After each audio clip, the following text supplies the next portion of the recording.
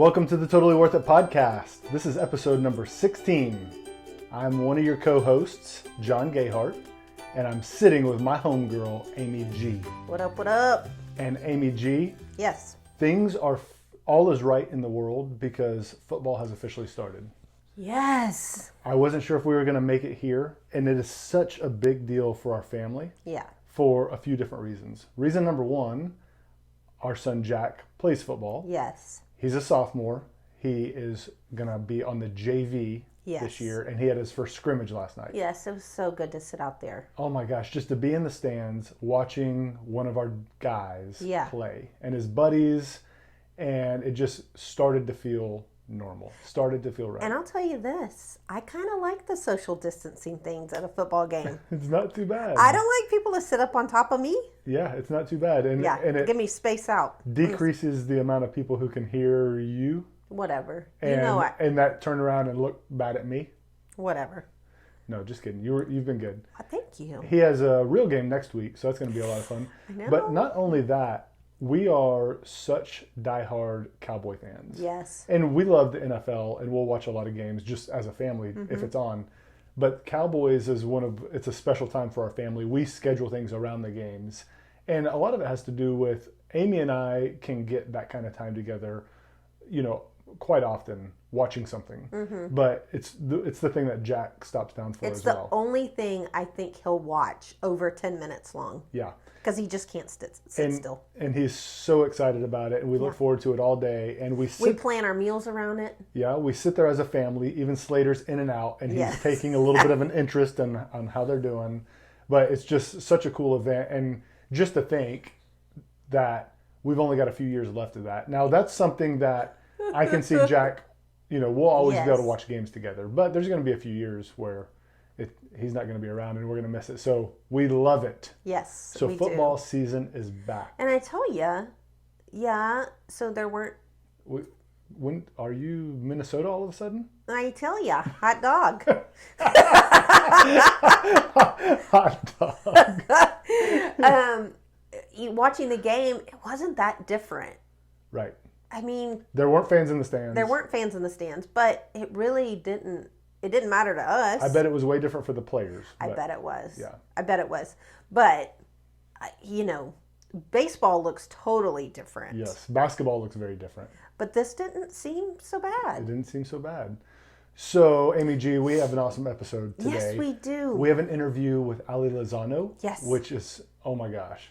We'll introduce her and talk about that's about later. She's on fire. Yeah, you got to stick around for that conversation with Ali.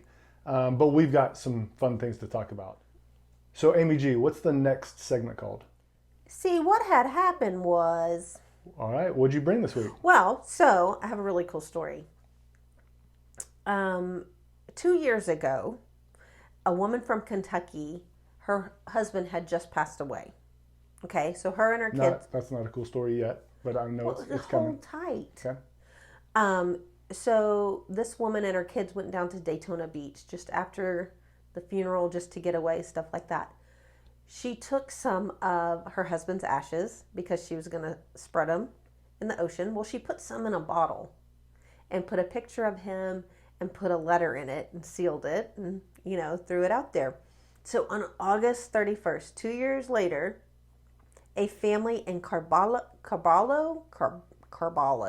Spain, found it. Really? It made it from Florida to Spain. Florida to Spain in 2 years. And called Mary, who lives in Kentucky, and she said it just touched her heart. Like, just that. She did that because he had always wanted to travel the world. And so that was her way of kind of making that happen. So he traveled all the way to Spain. That is cool. Isn't that a cool story? That is so cool. You would never imagine a bottle like that. Yeah, but if you opened a bottle and some dude's ashes fell out on your hands, what would you think about that? Or did you think about it that way? I didn't think about it because I'm not sure I'd open that bottle to begin with. What? I would be bringing it to somebody. Oh, you're such a weenie. That would be. But once I realized that it was the ashes, it would go from like mysterious to not very cool, and then ultimately it would turn cool because it's a great story. It is a great story. So 2 years. That message in a bottle thing, I think is always fascinating. That's crazy. You don't ever think that it actually happens. Yeah.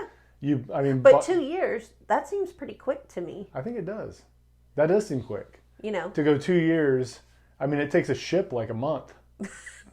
It does not take a ship a month to get from Florida to Spain. What ship are you on? 3 weeks. The Mayflower? You need to upgrade your traveling. That's pretty good, efficient travel for that bottle. Okay, here's another fun story. Okay, so people buy scratch-offs to give as stocking stuffers or maybe teacher appreciation gifts, something, just a little something extra in someone's birthday card, something like this. Well, this woman in Australia received one of those lottery tickets. In a bottle? Dude, stay with me.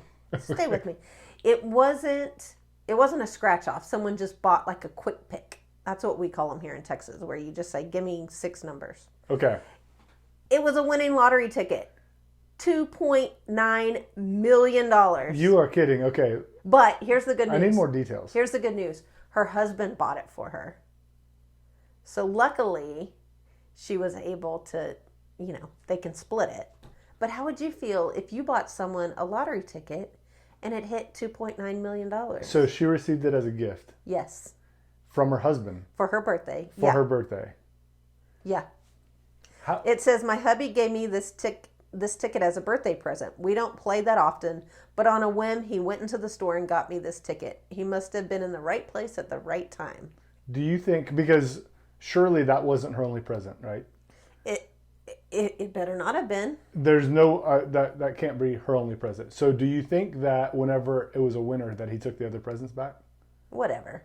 But because you got to save those, because you can't give $2.9 million plus a new vase and... Well, first of all, a new vase. What do you get for a birthday? Not a new vase. New car. Fancy. You can't give... I can't wait till December. You can't give $2.9 million plus a spa package. No. I'd be taking the spa package back and I'd be saying, wow, we're going to hold on to this. Okay, but here's the funny thing. So I guess in Australia, Father's Day is a different day. Okay. So it was Father's Day was the next week. So she handed it back to him and said, Happy Father's Day. So he didn't know till then? Or did he know? No, he knew. He knew. No, he knew. She's saying, here's your half? Yes. For Father's Day? Yeah, you're welcome. He better have taken that spa package back. I promise. So anyways, she's renovating her kitchen. That's what she says she's going to do with it. So there you go. And maybe go on a holiday. That's what they call it down there, Okay, my last fun story. Okay, let's hear it. In California, there's a diver who takes daily plunges into this river. Dives, whatever you call it. Where does he live? It's the American River in California. Okay.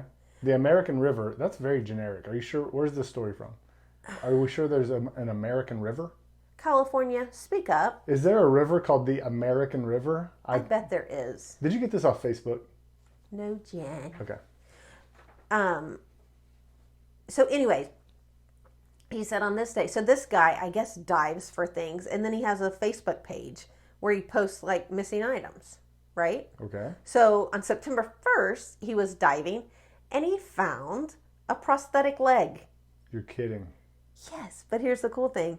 He was able to get it back to the owner on this Facebook site. The guy said he came down right away to pick it up. He was very, very, very, very thankful. He just went on and on about how he needed it to get back to work.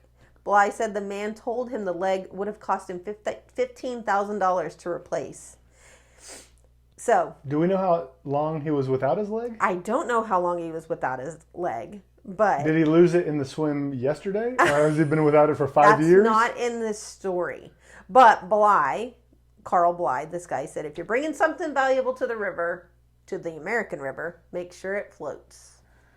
Wow. Yeah, because those things... $15,000 even for a prosthetic leg is cheap. Those things are stinking expensive. So home dude is swimming in the American River. Who knows if he's swimming? And his leg comes off. Yeah.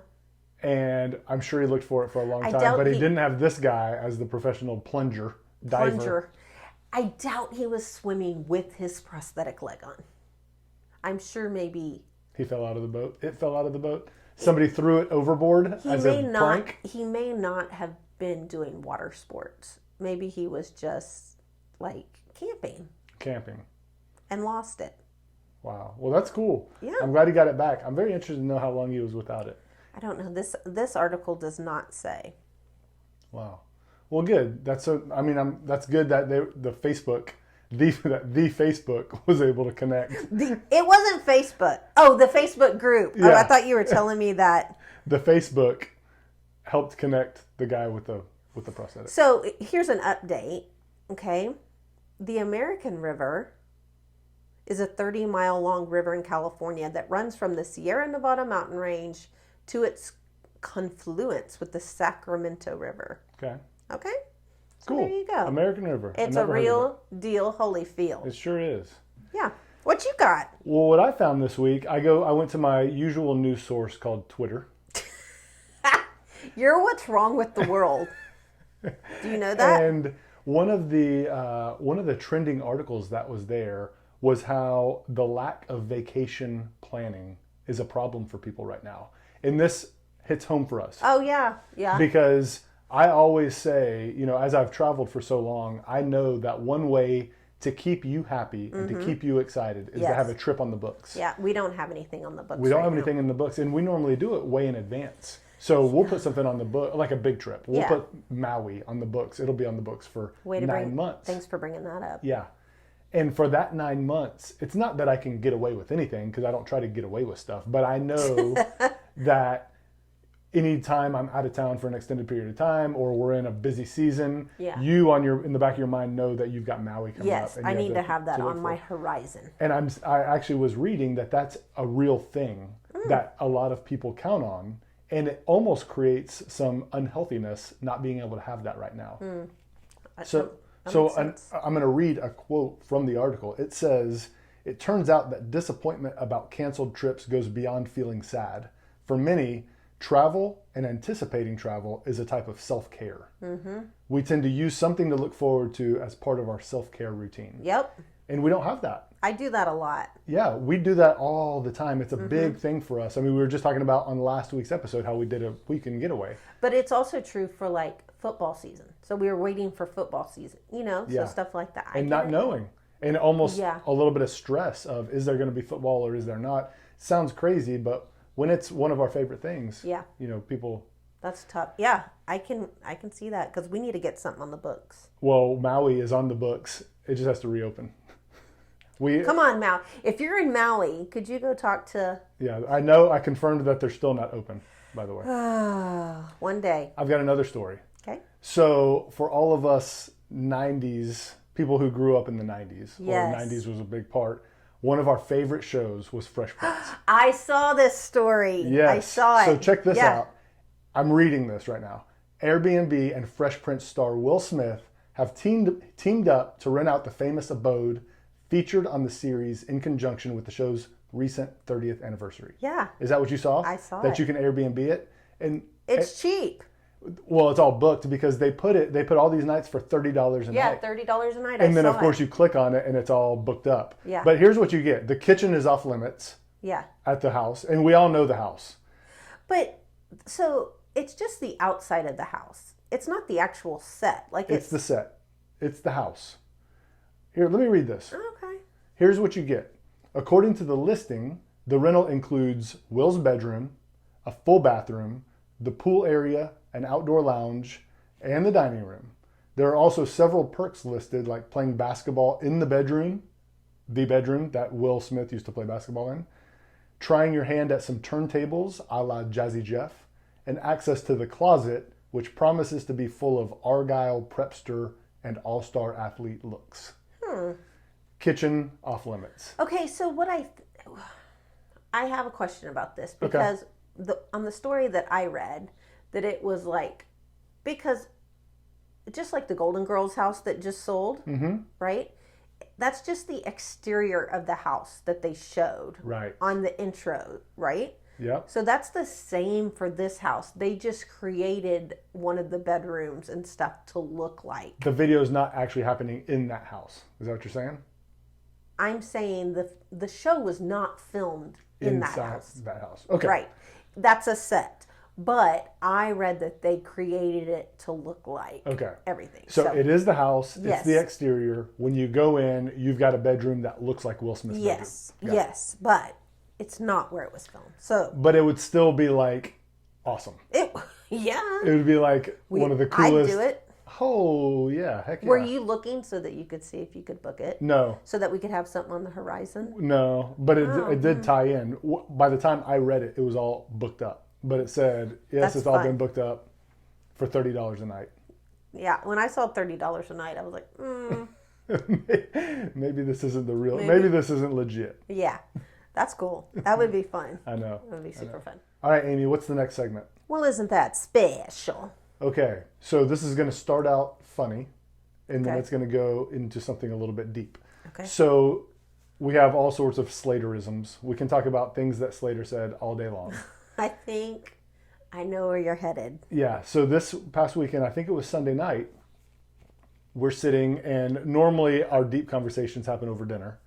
And we're eating dinner, and something comes up about Mabry having a kid. Yeah.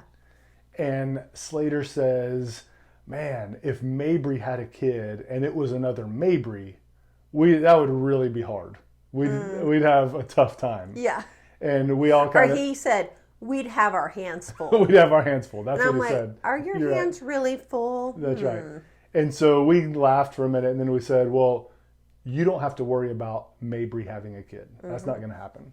And he said, and I'm not going to say the boy's name, but there's a boy that she's grown up with in the same class who's a close friend.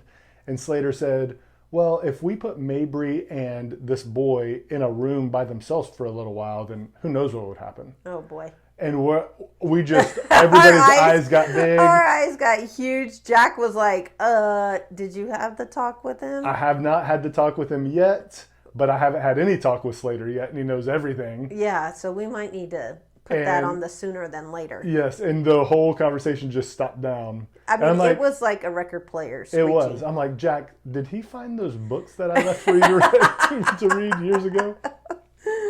Oh, my. So, yes, that's a funny thing, but I don't know the answer to this, Amy, so I'm going to actually ask you so that you can answer. You've told me a little bit about it, so I have an idea.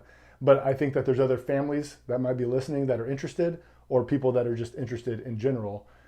We haven't gone through any protective measures yet for Mabry to not be pregnant. Mm-hmm. We've talked about on this show how we have fears of sexual predators, that kind of thing. So what is our plan? What are our options? So birth control is our option right now.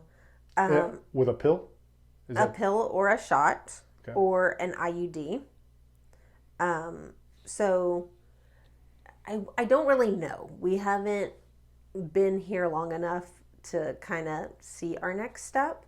But obviously, it would be us preparing for something really bad happening. This isn't, Mabry's not going to go out and get pregnant because she wants to get pregnant. That's not going to happen.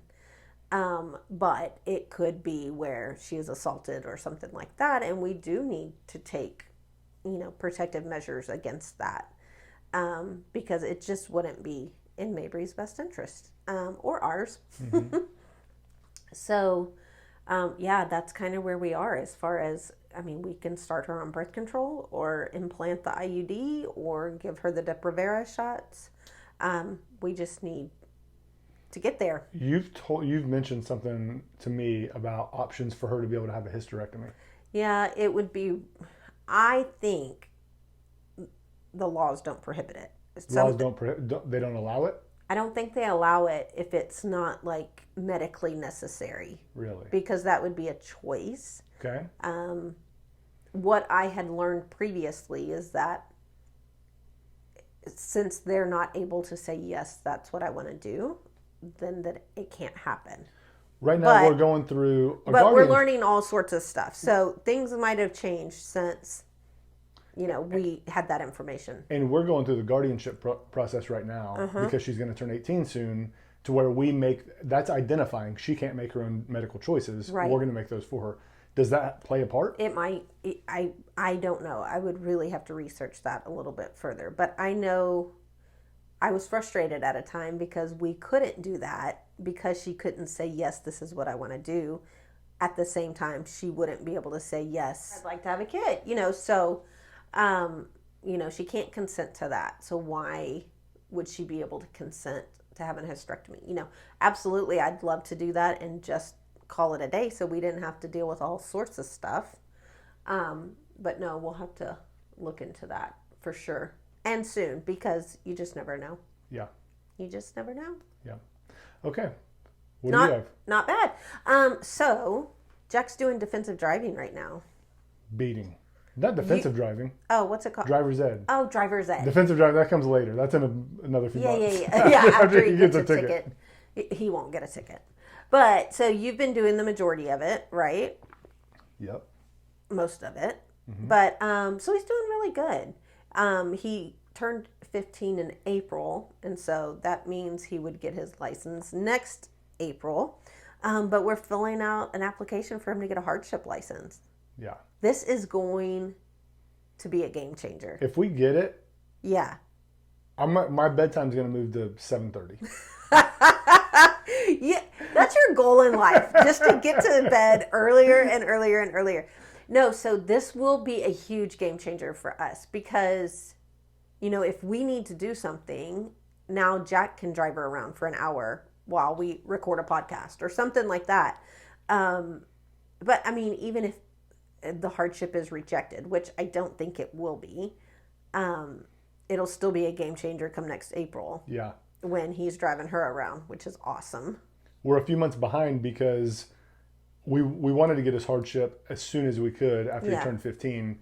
Everything shut down for the DPS for COVID, and it was appointments are 2 to 3 months out. So we're a few months behind, but it's like, it's almost here. We even talked about last night, he had his football scrimmage. Yeah. And then he has to ride the bus home before we can go pick him up. I was sitting at the school at 11:15. Yeah, we got home at 7. Mm-hmm. We did not get home at 7. 7:30, 8 o'clock. Okay. We could have gone to bed whenever, but you had to go pick him up at the school at 11. And I said, hey, week after next, we may just leave the truck up at the school and he can drive himself home. Wouldn't that be nice? That will be a game changer. That will be a game changer. So even if the hardship license doesn't happen, which there's no reason it shouldn't, Mabry's neurologist wrote a letter, stating that yes, this would totally be beneficial for our family. But even if it doesn't happen, at least next April, we know it will for sure happen. Yeah, but you're right. I'm thinking of just things that we take Jack to all the time. But like now, it's Friday afternoon. Between now and this evening, you and I are going to map out what our Saturday and Sunday looks like. Yeah. And who's driving Mabry for what periods of time. Yep. Because that's what we do all weekend. You take her for this hour, I'll take her for these 2 hours, I'll take her for this hour. And we'll meet back together when she goes to sleep. And then we'll pass out. Yeah. And so now being able to sign Jack up for, hey, tomorrow morning from 9 to 11, you're driving Mabes. You're driving Mabes. Yeah. Yep. And yes, we accept gas cards. You can send them to Mabry I'm just teasing. But yes, we use a lot of gas in this family. Yeah, because she just wants to ride. She just wants to go. And it's not that we're not doing it so that we don't have to spend time with her or that we don't have to deal with her. That's not it. It's because she's happy. That's what she wants to do. That's what she wants to do. And if she's not doing that, then she's unhappy. Yeah. And so that's what we want to avoid, right? Yes, there are other things that we could do to make her happy, but she can't ride a horse all day.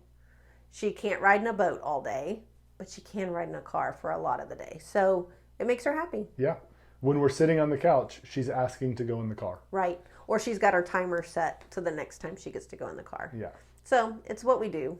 That's right. Yeah. People that know us and want to love on us well, they come by and pick her up. They do. Take her for a ride. Especially if you have a trailer, that makes her very happy. Pull a trailer. Pull a trailer when you come. Yep. It'll be perfect. Amy G, what you digging this week? You know what? And I think I just told you this the other day. I am digging Canva. You did tell it. Did you say it on this podcast? No, I said it to you when I was... Oh, you said it to me. Yeah. Yeah. So Canva is, what do you call it? An app? It's an app. An app. That just lets you design really cool stuff. And you don't have to have an art degree or a marketing degree or anything like that. They give you such great tools and it's free. And it seems like you pump out like 5 designs a day I do. on different, whether it be blue sky stuff, podcast stuff, whatever it is. Yeah. So it's easy. It's super easy to use. Great templates. It allows you to upload all your stuff. So yeah, I use it for Blue Sky a lot, and that's what. So there's Canva that's free, and then there's Canva Pro, that has a little more of the options and stuff like that. And we have it because we're a nonprofit. Because they do Canva Pro to nonprofits for free? Yes. Yeah. Yeah. So it's just really cool. It gives you good content for social media, for, print materials and stuff like that too. I love it. It's fun. Yeah. Makes me happy. Canva is cool. So mine, what I'm digging is also an app, and it's called Notability. Aaron introduced me to Notability. Okay. So if you use Apple Notes or whatever the notes are on your phone or whatever, it's a lot like that, but like on steroids. So you can create new notes for every type of project, every type of conversation, and it's just very easy for you to type notes, and then you can draw notes, you can insert a picture, you can insert a graph, it's very easy to maneuver and turn into different colors. So whether I could put a sermon on there, and it really have everything that I need, copy and paste Bible verses, things like that. For what I do for work, and I work on projects, I go into a project, I take a snapshot, I measure, I draw on the pictures, and it keeps everything in a file. So you're using this on your iPad? I'm using it on my iPad, but it talks to the iPhone. So whatever I do on one, it goes onto the other. Right, but is it easy to use on your phone too? Yes, it's the same. But is it as easy? But obviously, with it being bigger. Well, on the iPad, I have an Apple Pen because I have to do a lot of drawing and sketching and drawings. You have to do your drawings. And so I can't draw on the iPhone because the Apple Pen doesn't work on it. You can do stuff with your finger. Yeah. But it's a game changer, not only for just my normal note taking, like for this podcast, but also projects that I work on and keeping them filed away. So some people use Evernote, some people use Apple Notes. This is the coolest one I've seen. Is Apple Notes just the yellow notebook? Yeah. Okay. I call it Apple Notes. Then I use Apple Notes. You use Apple Notes. I don't know. What if it came on my phone, that's what I use. Look at us talking about technology. So let's talk real quick about our guest interview. Yeah. Ali Lozano. Amy's going to introduce who she is, but I just want to state that this morning I was listening. Our interview with her was a couple of weeks ago, and I went back and listened to it this morning, and maybe I was in a mood this morning. I'm not sure. I don't think so. I was like in tears for half of it. Johnny. It's so powerful. Yeah. And so why don't you introduce who she is? So Ali Lozano, I've known her for several years. She's a sophomore, I believe, at Oklahoma State University. Go Pokes. Her twin sister, Ashley, is a writer at Blue Sky. And that's how I know this family. And Ashley has autism? Ashley has autism. And so I thought that it would be a really cool spin on seeing the twins' perspective. We've talked to other siblings, but to have a twin that is so much alike but yet so different, I thought it would be a really cool view to get. And then just to find out what her future plans are, I think it's really going to impact some folks. Yeah, some things that you're going to hear in there are, she talks about being bullied in school because of her sister with disabilities. Right. She talks about being ashamed and now how she feels shame for the time that she felt ashamed and that regret. And just the process of, being a baby all the way through, now they're college age, and then she had to leave her twin sister at home for college. So all of these emotions, and Ali is just so raw, and I'm like, oh my gosh, this is so powerful, and a perspective that we just haven't heard a lot of, and everybody's really going to enjoy it. And don't forget, this is only a short interview that we put into this podcast. The full 45-minute interview is on our YouTube channel, when you can go and you can see Ali and you can just watch her passion and her heart. So go to the YouTube channel to watch the entire it's really good. You're going to want to watch the whole thing. So I hope you guys enjoy this interview with Ali Lozano.